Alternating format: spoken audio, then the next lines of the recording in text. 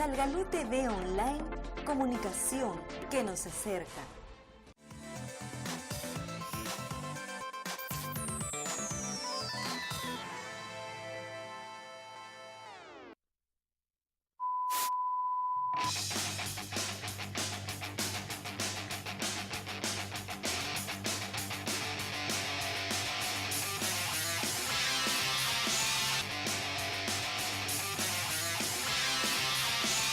Durante 8 años de investigación más o menos sobre la cultura, Cucama, en el tema de la memoria individual y colectiva, tenemos varios proyectos, entre ellos 20 cortos documentales que esperamos hacer realidad y también 6 videoclips. Uno de ellos es Cumbariquira, ¿no? Estamos esperando tener la posibilidad de algún tipo de ayuda que nos permita hacer posible las otras producciones.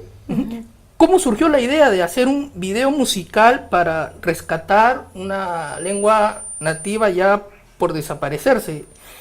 Según nos cuentan, ¿no? ¿Cómo surgió así esta idea? ¿Por qué a través de la música y además música combinada con el rap que hemos podido escuchar ahí, ¿no? Una mezcla también de cosas de un estilo extranjero, ¿no? ¿Cómo así surge esta idea? ¿Por qué? Esto tiene una explicación muy larga, pero a la vez podría intentar explicártelo. El pueblo Cucama es un pueblo que ha sido bastante discriminado, excluido. Entonces, la tendencia para sobrevivir en esta sociedad tan cambiante y diferente era negociar el tema de la identidad, y mucha gente intentó blanquearse en ese término de ese tema de la marginación, ¿no? Entonces hay una tendencia mucho más hacia lo que viene de fuera, a la valoración de lo propio. Entonces nosotros queríamos unir las dos cosas, los anhelos de una generación nueva que mira hacia afuera y la generación última de Cucama hablantes que tiene el potencial cultural, la fusión de estos dos encuentros en una producción musical que ha dado el resultado que está teniendo ahora, ¿no? La acogida. Yo creo que si hubiéramos hecho una producción musical solamente en lengua Cucama, no hubiera tenido el impacto que tiene Cumbariquira. Cumbariquira tiene estos dos elementos, el tema de la memoria y las miradas de un mundo contemporáneo que nos va envolviendo cada vez más fuerte, ¿no? Leonardo, ¿cómo estás? ¿Le fue difícil hacer este video en Nauta, sabiendo que hay pocos niños que hablan la lengua? No hay ningún niño que la habla, ni siquiera la generación menor de 50 años. La generación que habla la lengua es superior a los 65 años de edad. Entonces, es una lengua que está en riesgo de desaparecer. Entonces hay un esfuerzo desde hace unos años, desde la radio, que estamos impulsando aquí en Nauta, para la recuperación.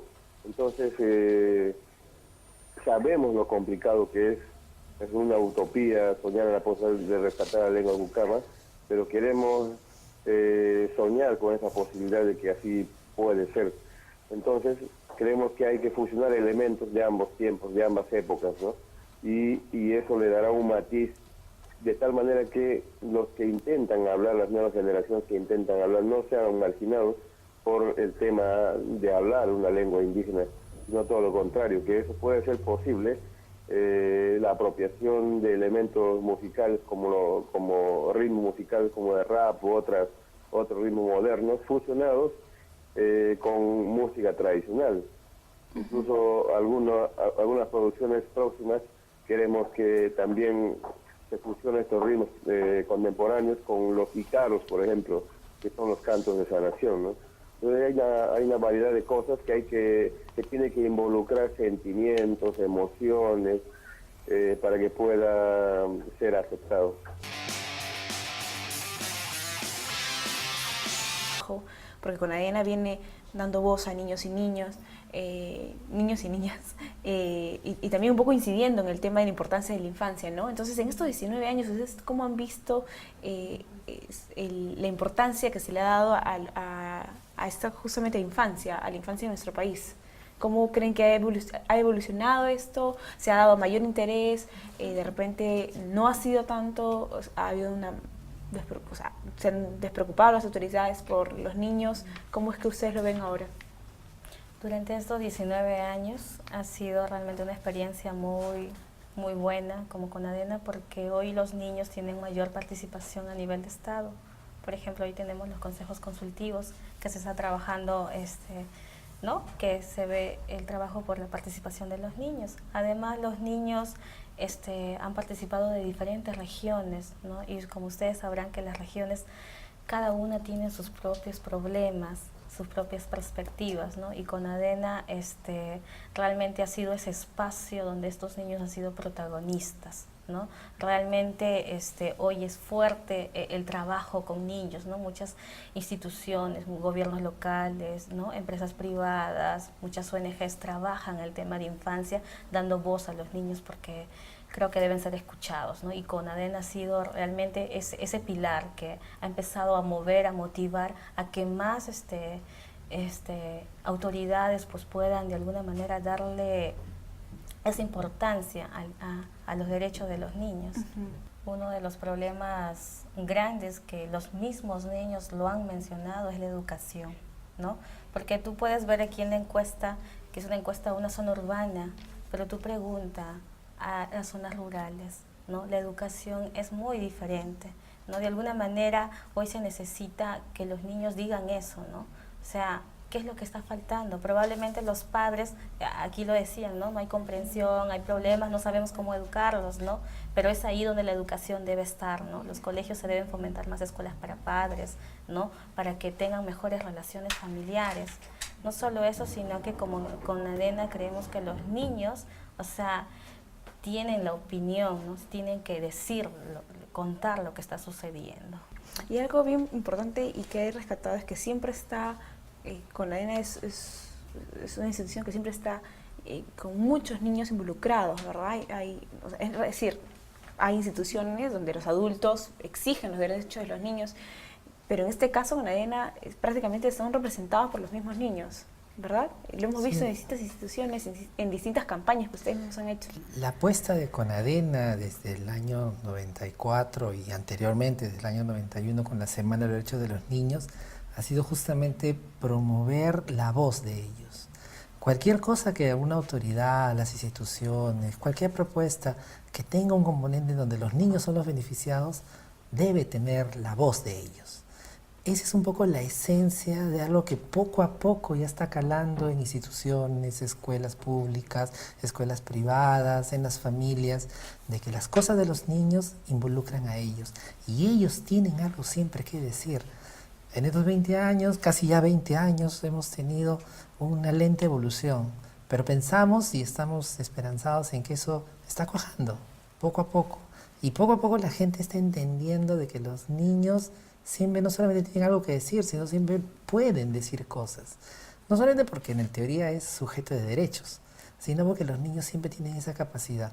Me di cuenta de tantas cosas de la realidad que vivimos. Por ejemplo, yo soy de Lima y habían chicos de provincia. La realidad que vivimos nosotros es muy diferente a la de provincia. En temas de educación, de maltrato psicológico, en temas de familias disfuncionales. Entonces como que te das cuenta y dices, wow, esto pasaba en mi país y ni siquiera sabía.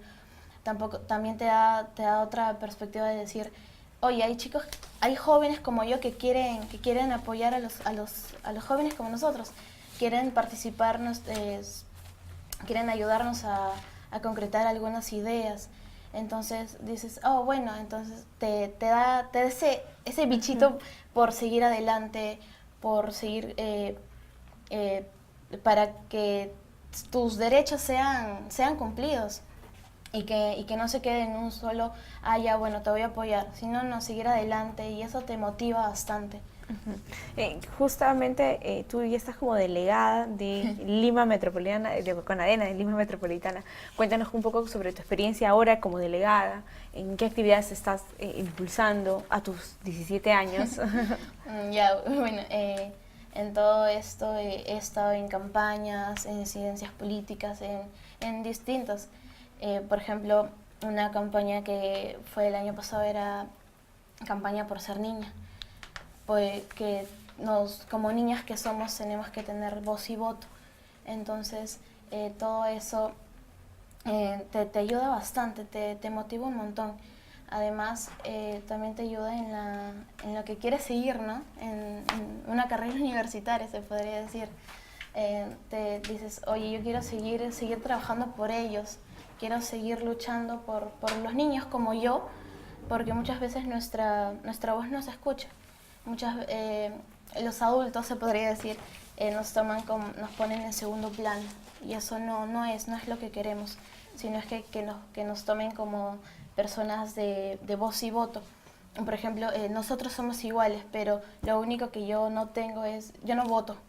Yo tampoco puedo firmar un cheque, por ejemplo, pero tengo la misma intención y la misma fuerza por luchar por nuestros derechos, ¿no? Entonces es lo que me impulsa bastante. Todos los chicos que me han dicho, ay, Ángela, esto es lo que me pasa en mi localidad, y quiero que esto se lleve a un plan más grande.